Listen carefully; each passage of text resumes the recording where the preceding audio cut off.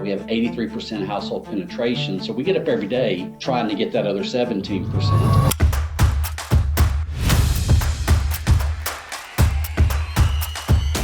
You guys are delivering in the wee hours of the morning and oftentimes before the sun comes up. When there's a snowstorm, like we're the last ones in the store to give service, and we're always the first ones back. It's our inventory, it's on our trucks. It doesn't hit your cross dock, it never hits your warehouse, and then you don't pay for it until you collect from your shoppers in the store. How technology and even AI is impacting. I think AI will be a good tool. AI should be a recommendation, not a dictation. If it says go drive left and it drives into a lake, I think, well, there must be a tunnel under there. Always be learning because the world's changing so fast.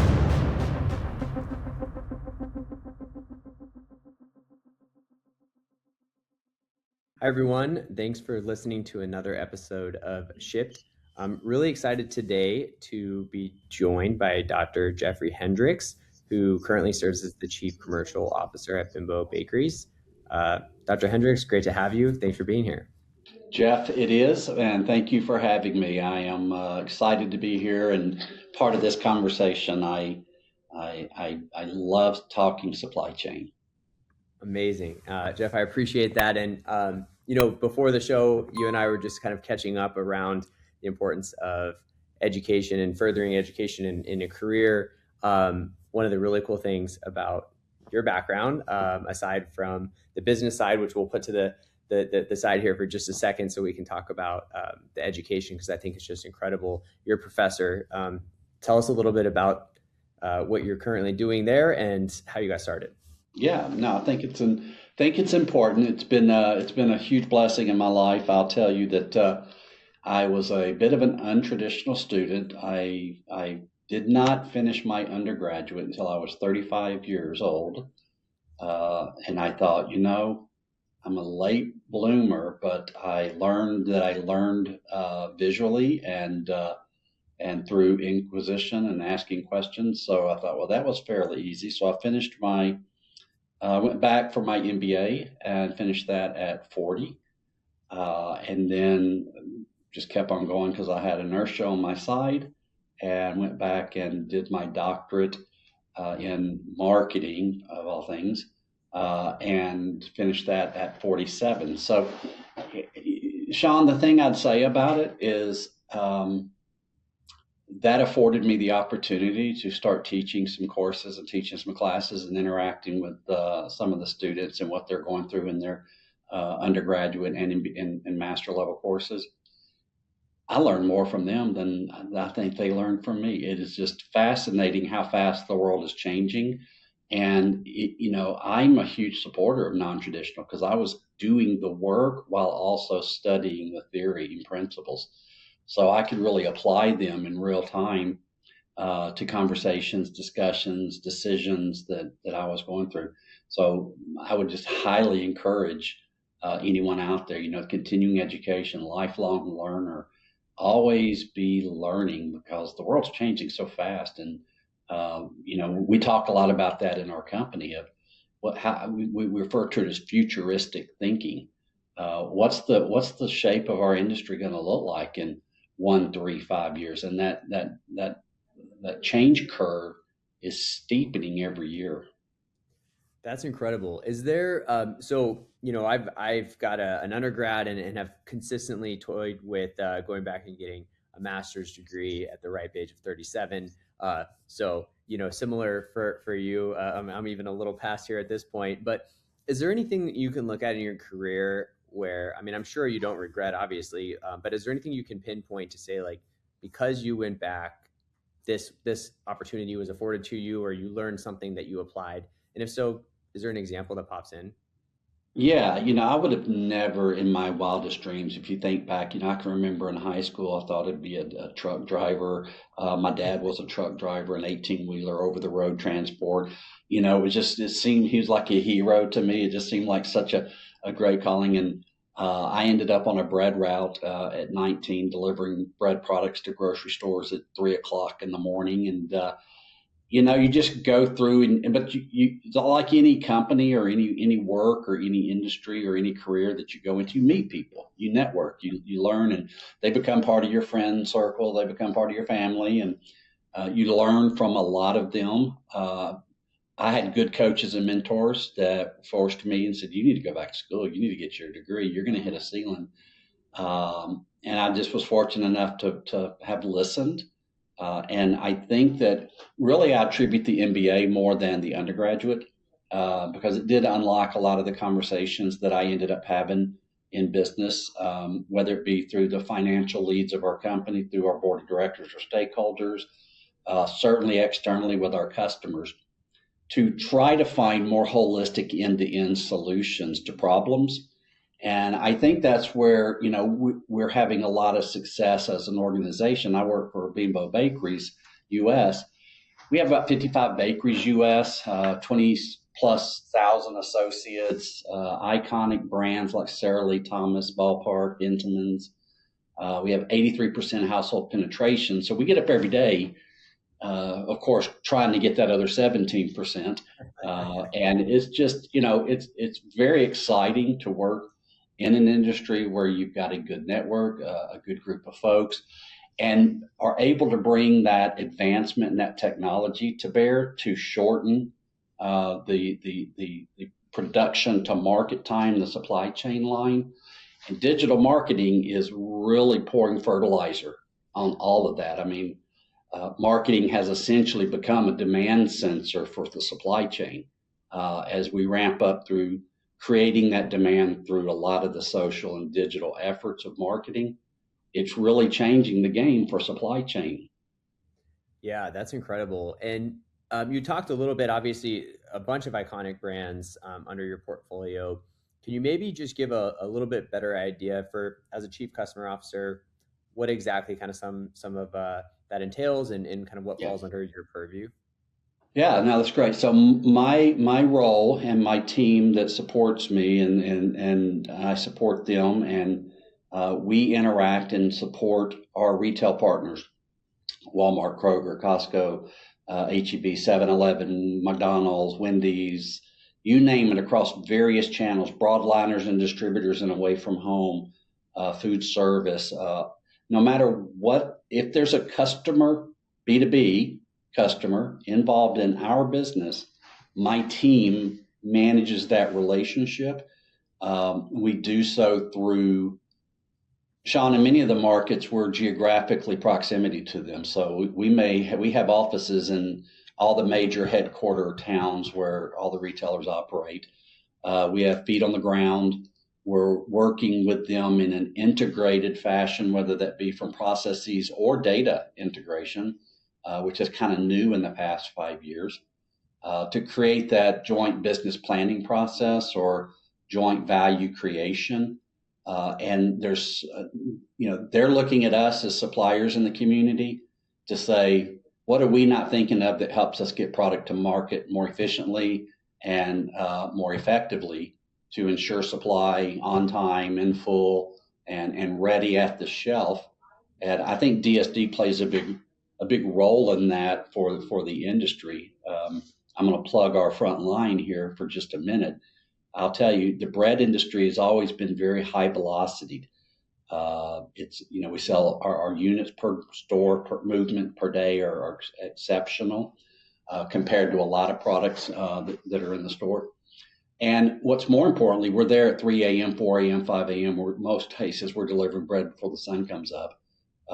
When there's a snowstorm like we had the past couple of weeks ago that came across the U.S., we're the last ones in the store to give service to make sure that we're meeting our purpose of nourishing a better world.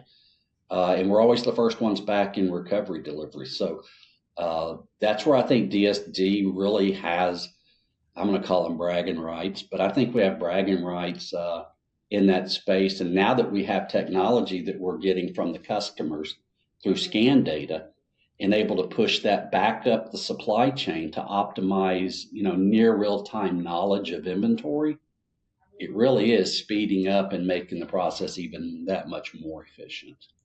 That's a great point. And I was going to ask you a little bit more about DSD, but I think you highlighted a lot of the, I would say the competitive advantage. I agree. I think it's a competitive advantage, but maybe we could talk about the scan data that and we'll talk about a broader set of how technology and even AI is impacting the org, or you envision might eventually do that. But starting with the basics with the scan data, how does that impact your decision making or planning, even as far as like into the next quarter?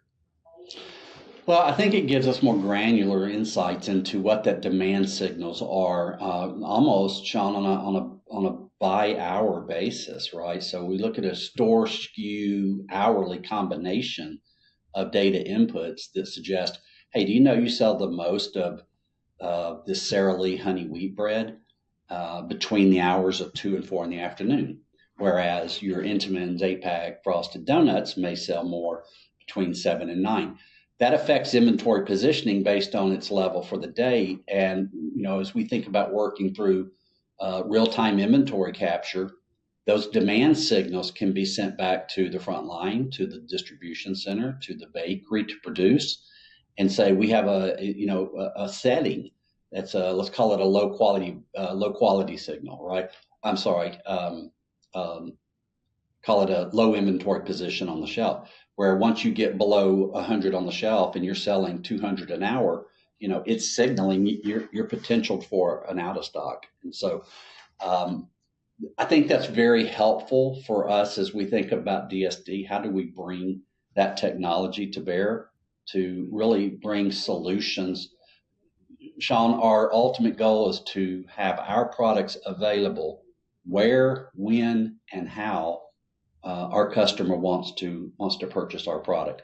That can be in store, that can be online, that can be pickup, that can be delivery.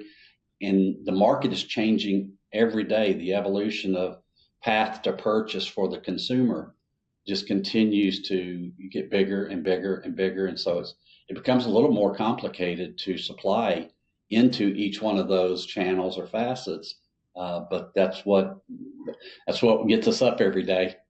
Yeah, I mean, man, there's so much to unpack there. I think, one of the things that you had said, and that's really interesting to me, you guys are delivering in the wee hours of the morning, and oftentimes before the sun comes up. With that, depending on the geography, you also have the propensity for a lot of things to go wrong, be it weather or accidents or, maybe something that's spoiled goods. Can you kind of just walk through, there's a delivery happening in the morning at a store and something goes wrong. What is your process to the extent that you can share, and how important is it for you guys to get a reshipment back on to the customer to kind of maintain that relationship that you have? It's a pretty prevalent thing. I mean, even though we're DSD, we're not direct to warehouse delivery relevant to our supply chain. We still have products that's produced at a manufacturing facility, shipped to a DC, from a DC to the store or to a sales center to be distributed by route. So it's a fairly complex supply chain infrastructure. But let's just say, to follow up on your example, I'm making a delivery. I get to store X. My data signal says I need to deliver 100 based on my current on hands and inventory position. But doggone, I was cut, right? I only have 90. I'm 10 short. The good news is we're there with 90, so we have some time. And that's where, as we think about these data signals within inventory capture and near real time, that tells us, that maybe that's a slow day and 90 will get us through the day. Our historical data says we need 110. So it can signal back to the bakery, back to the distribution center, and the very next day increase the order for the delivery to that very same store to get the carryover amount back up to 10. That's a 24-hour turnaround. That's not shabby in a supply chain world. Yeah, and it brings up a good, some of the things, the scan-based trading, the computer-assisted ordering are kind of some of these buzzwords in CPG right now. But it sounds like, at least for the computer-based ordering side of things, you guys already have that in flight. Do you have a human in the loop that's checking the technology still, or is it, maybe give us just a little bit about what that looks like? There is genius in your question there, Sean, because it's a conversation that we have constantly in our building. We are a DSD organization. As I said earlier, we have 12,000 routes on the streets delivering our products. We tremendously value and have high regard for our frontline associates, but we also want to make their jobs easier and more effective. So as we think about data, as we think about AI overlays, how do we help them have conversations with our data that answer questions, that give decision rights at the local level to our front line, who also can then, as I always think about, I read a book, Jeff Woods, I believe was his name, the AI, strategic AI leader. And in it, he talked about AI is the strategic advisor. You are the strategic decision maker. So even though we want AI to influence and inform, at the end of the day, we still have faith in our frontline human interaction with the shelf. We are the last line of defense at that shelf. And we think it's a competitive advantage for DSD. So we're trying to blend the two. And that's why your question is so appropriate. What is the right KPIs and metrics that we want the data to help facilitate, make their jobs easier, so that they too have time, not only for just improved quality of life balance, life and work balance, but also to make better decisions, because a lot of these are sales reps on commission. And if we can help them make more money, it's a win-win for everybody. Yeah, no, 100%. And obviously it's a good segue into kind of the broader AI topic, I think. And I think where we see, especially in more complex supply chains, to your point, there's still a number of decisions that probably need a human touch, but there's maybe some of the administrative work, like gathering documents or chasing somebody down from like a vendor or supplier perspective. When you guys think about AI, is it something that you're looking internally to build? Are you guys looking kind of holistically at vendors? And have you guys created an AI strategy, or is that something on your roadmap? Yeah, I would say I'm not going to, we're down the road. I don't know if that's 3 to 5 miles down a 10-mile road, but like many companies out there, we're on that journey. Our industry is somewhat amalgamation of legacy bakeries kind of band-aided together, mom and pop stops over the years. There's been a lot of consolidation, mergers, acquisitions from the 80s, 90s, and 2000. So we have had some chance to bring overarching systems. Some companies do a really good job with implementing SAP or Oracle, or now with Microsoft and Azure platforms, bringing opportunities to bring data in, ingest it through API and or streaming. And then feeding that into a user interface through Power BI or computations in Databricks that then feed to Power BI. So there's just so much going on in that space right now. We want to lean in and invest where it makes sense to manage the KPIs that matter, but we also want to make sure we're continuing to empower and lean into, trusting our front line as they're the on the ground intelligence that we need in the market. Yeah. And I mean, in coupling that with, to your point, these legacy iconic brands like Sara Lee and Thomas that you guys have done these things for so many years, the way they've worked, and you've got to keep that balance, especially as you're going to introduce new technologies and kind of the unknown there. I certainly agree with you in the sentiment that you've got to be calculated and ensuring that you kind of take it one step at a time. Hence, I think the human in the loop portion that we talked about, making sure the human touch is still there for some of that, is super important. Yeah, I think AI, though, going back to your question, I think AI will be a good tool. AI should be a recommendation, not a dictation, and especially as we, because once you do that and you start having conversations, especially in my role as a customer lead, between us as supplier and our retail partners at retail, it really is that trust. It's a lot of how do we build that trust that we're looking at the right data, that we're sharing the right data, that we're cleaning the data before ingestion, that the output is the proper capture formulation of the KPI that drives the business result we're looking for. And so I think it's I think a lot of people are still on the journey, and I think it's not just so much of an overlay system that allows you to bring in an whether it be agentics or whatever element of AI you're deploying.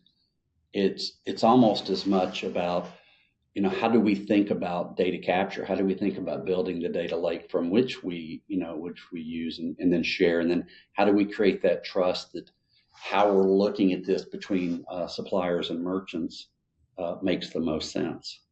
Yeah, no, I think that's a great point. And probably, I mean, I think one thing to maybe switch gears a little bit, I think you talk about building value chains instead of optimizing supply chains. Can you maybe break that down for us and kind of like what's the difference there and or when things go wrong, kind of? Yeah.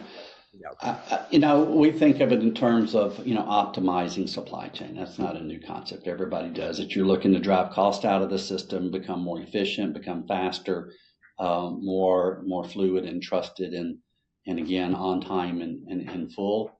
And then how does that back up into the system of production and forecasting? And are you using all those elements? I call it closed loop end to end CRM, if you will. So I think that's an important element of how we bring that to life, to really understand what value it is we're bringing in terms of supply chain. But it does break down. I mean, we have the same issues everybody has. When it snows in St. Paul, everybody has to travel the pass, and so those things are always going to be out there. But it's there's technology now that tells you. I drive. I use Wave on my phone, and it's taken me in a different direction. And used to, I was like, this is not the way. But now I'm like, well, it must be a wreck or something, because it's giving me guidance. So I don't even question it anymore. If it says go drive left and it drives into a lake, I think, well, there must be a tunnel under there. There's something, right? Isn't that incredible? So, that's the trust element of the data that I'm talking about over time. If you take the time to get it right and do it right, it does bring that optimization. It does give us guidance on the best path forward. And supply chain is all about picking the most efficient path.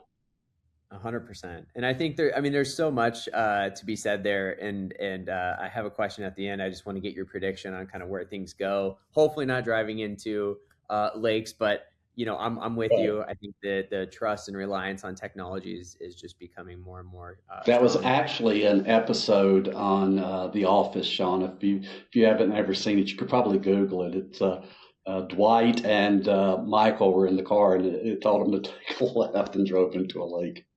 I feel like I'm definitely going to look it up after. Maybe we can like clip it or something for the podcast. Absolutely. Yes.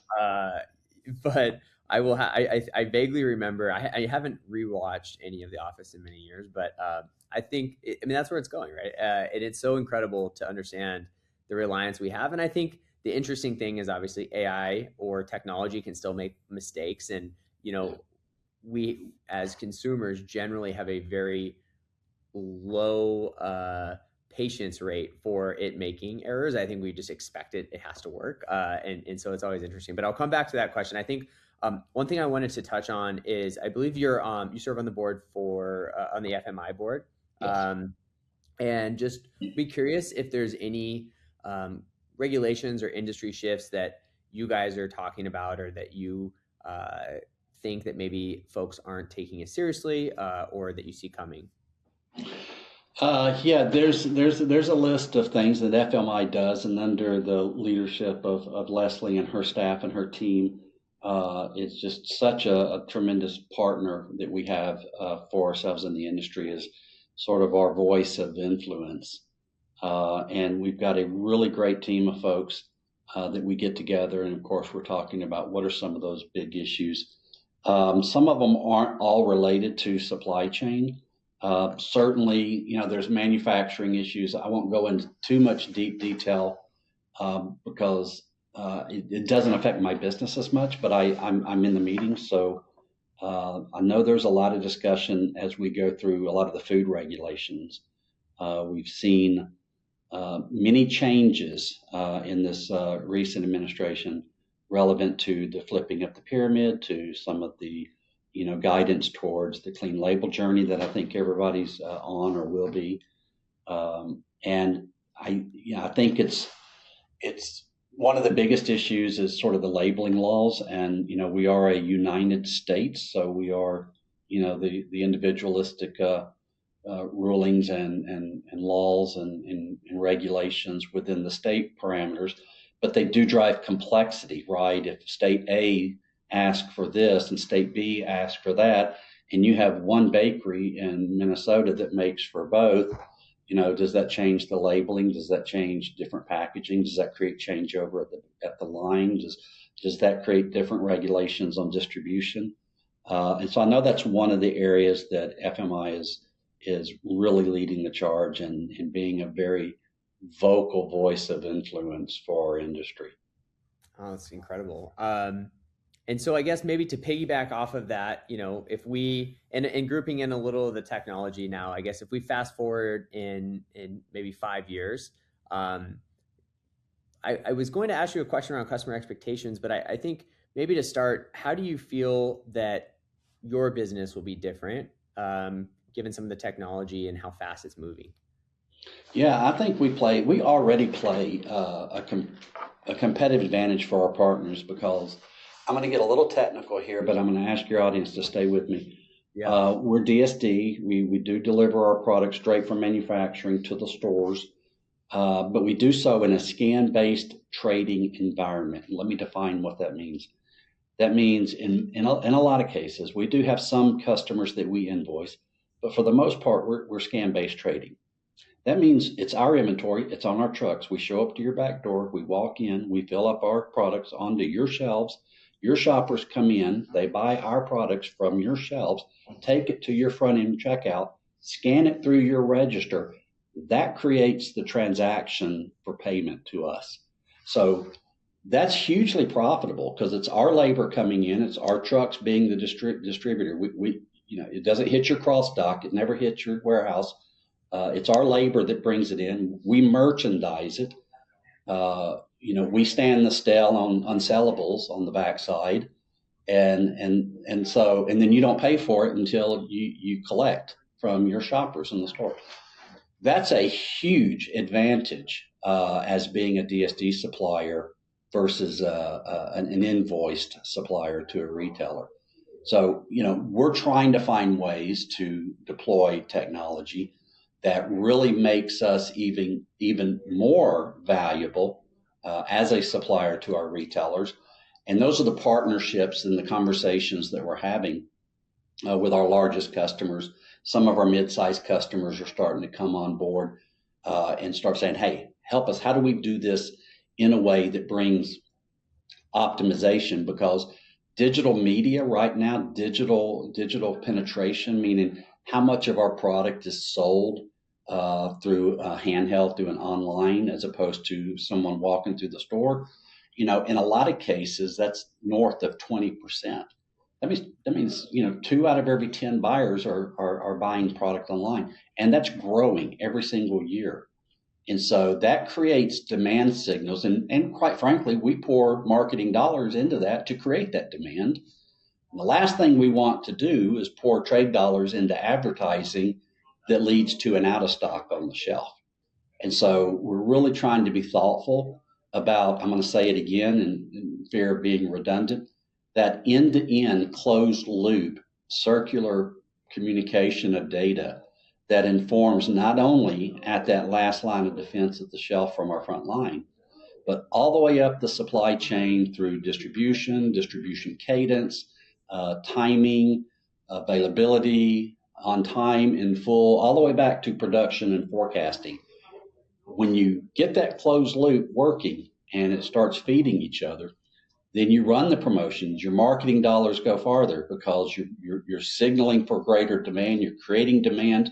You're producing for demand. You're shipping on time and full for demand, and the consumers are scanning and buying more, which allows you then to reinvest that back in continued growth. So that's the journey. Certainly, it's the journey everyone is on. We're not special in that regard, but it's where we're focusing. Yeah, no, I mean, it makes a lot of sense. And I think obviously there's the core elements of the business that might have efficiency changes, but not the fundamental shift just because some of the technology is progressing. But awesome. Well, Sean, it's important distinction because we